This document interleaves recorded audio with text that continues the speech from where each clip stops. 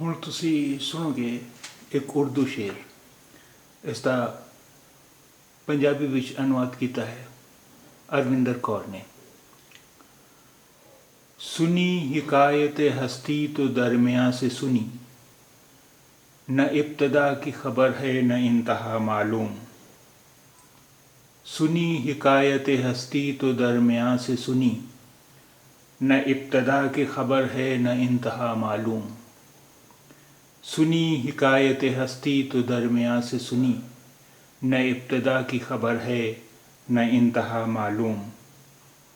सुनी होंद दी कहानी तां विचकारों सुनी।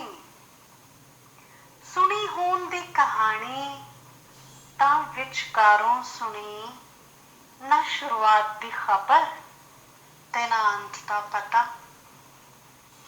ना शुरुआत दी खबर ते ना अंत दा पता। इस शेर विच शाद अजीमाबादी ने कितनी गहरी ते खूबसूरत गल कह दित्ती है।